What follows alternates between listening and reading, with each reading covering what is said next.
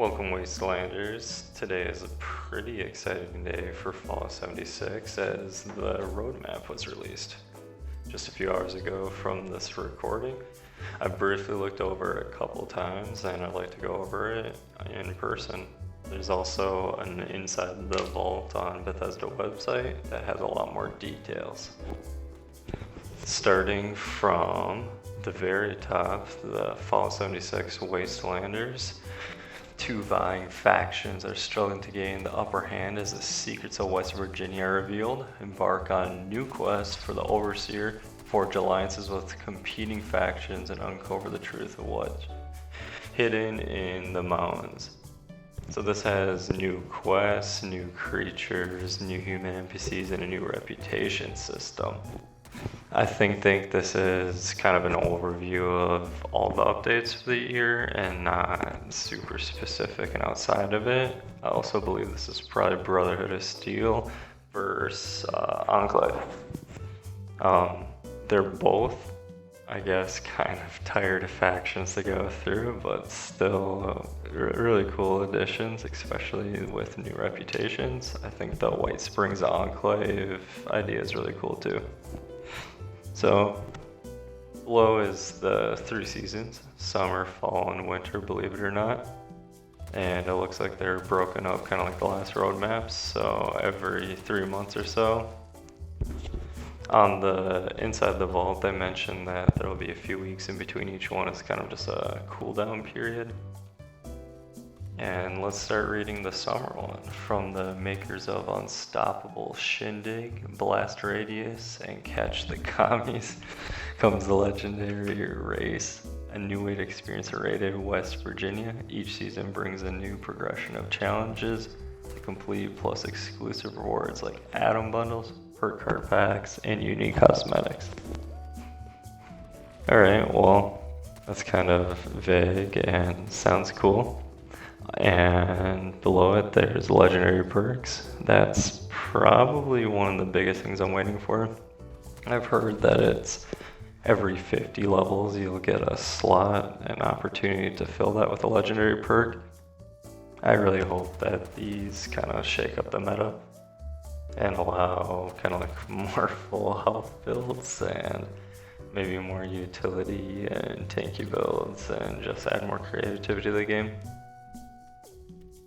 Public teams, so this is just kind of a social team-up system they've been talking about for the last few months. I think that this will push into events more, hopefully allows Radiation Rumble to be completed on more of a public level. And a colossal problem. This is cool to see that it's built into its own event, because right now there's a very specific way of getting the Colossus Wendigo to spawn. And it's kind of a pain in the ass. It's taken me maybe 15 nukes to get it right, and it's a really cool boss, really cool art, but the effort to get it to spawn and then kill it really isn't worth what you get out of it besides being able to see it. So this is cool that it kind of opens it to everybody. Then below it we got Community Challenge, Fashion Night returns, and Mew Week event. These are all things that we've seen in the past, and they're welcome additions, but nothing really that special or exciting to me personally. Next up is Fall. One Wasteland for All. Just before even reading it, this is what they've been trying to implement that's super similar to Elder Scrolls Online's One Tamriel. And this is just to make it so everybody at every level can play together, and kind of rebalances the entire game and level system outside of your own character's progression. Hopefully this pushes into the public teams update of summer and just kind of allows more of a pugging environment and a lot more easier social transactions between people and whatnot. Also we have Steel Dawn.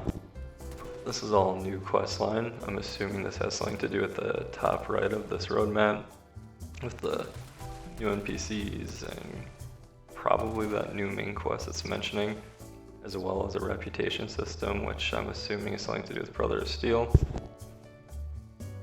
I would say it could maybe be a different faction, but as you can see, there's clearly a Brotherhood of Steel logo on the chest piece. And then next is Daily Ops. I like this a lot. I'm hoping this kind of, I don't know if replace daily quest is the right word, but gives you another incentive to actually log in, and maybe they can switch the gold bullion and whatnot to a weekly timer so they have something to engage people daily, as well as having more consumer friendly processes and whatnot for the gold bullion and script system. Here we go into also season 2 refresh, which I'll go over after this map. Essentially that these seasons have their own progression timeline and they refresh with each season. Next is also Bombs Drop event. This is super curious to me because it sounds kind of like there's going to be an event where, I don't know if randomize is the word, but bombs or nuke zones will appear with an event without somebody actually manually activating it. I found this super interesting since the constant grinding of actually manually doing the nuke zone gets kind of old. Next up is Fractured Steel for winter. It says, later this year, the Brotherhood of Steel returns to Appalachia in search of new technology.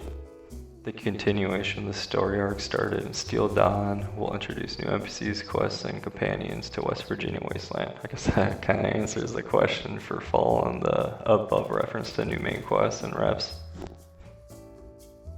Below, we also have perk loadouts. This is probably the most wanted community edition. I feel like everybody wants this, and me including. Outside of just like the obvious switches for like non-nuke zone builds to nuke zone builds, but also having like a one at my camp build and like hacker and lockpicking build. Not really a build, but sorry, a loadout. So you can just tap something really quick and have, you know, super duper and ammo smith on and happy camper. And then not forget to switch it back. I always do that. And then next we got camp shelters. This brings interiors that are instanted to our camps. That's really cool and sounds like a big technical feat. I'll be curious to see how this plays out. And then expeditions, new refutable missions. I feel like this is super vague because it's so far out, and I'm really hoping this has something to do with adding dungeons or something a little more, since reputable missions, like, what does that even mean? Like dailies and events, those are reputable, but this is something bigger. Maybe main quests? I don't think so. I don't think they'd use the word missions. I feel like this is more dungeon oriented, and I hope it is. Plus holiday event stuff is always cool. Alright, so a couple more things that we should look at is, I'll just bring it up. There's actually a board that I'll add right here. This shows the summer season event. This is, I don't know if any of you played Red Dead, but they have an outlaw pass and you level it up outside of your player level through level 100, also kind of like Destiny 2. And every level you get within the season unlocks something. Sometimes it's kind of stupid, sometimes it's super cool. And they also mentioned that at 25, 50, 76 of course, and maxing it out at 100 gives special unique rewards, these being like the Cosmo power armor suit and cool unique items like that. I really hope this isn't paid for in the future. I understand that their content isn't free, but we need to maybe put a little bit of a grip on how many avenues they have to get payments from us between the Fallout first subscription, buying atoms outright, and seasons and whatnot now. Maybe they'll bundle this into the Fallout first subscription. I'd like to see something similar to that. Here's a couple more answer sections of the Inside the Vault article. One, just kind of going over that you earn these levels through its own experience system, which is kind of tied to how dailies and weeklies are done, as well as just, you know, playing the game, getting experience, killing legendary creatures, doing public events. It should be pretty natural and inherent to level up, which is good. Here's another quick little answer from their Q&A.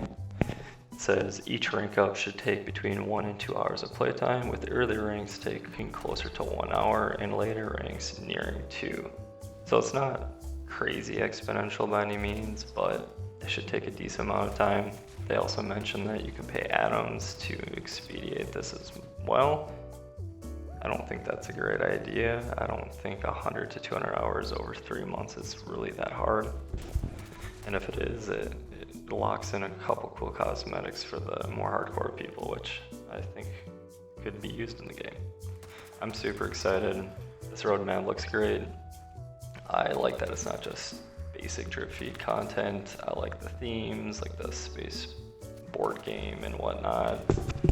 I like how it's multiplayer focused in some ways, single player focused in some ways, and that they're actually addressing the community through, you know, legendary cards, perk loadouts, etc. It's a really good outlook, and I'm excited to see what it has to bring.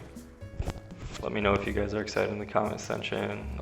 Please like and subscribe if you want to see more news, updates, discussions, and really anything related to Fallout 76. Thanks. Bye.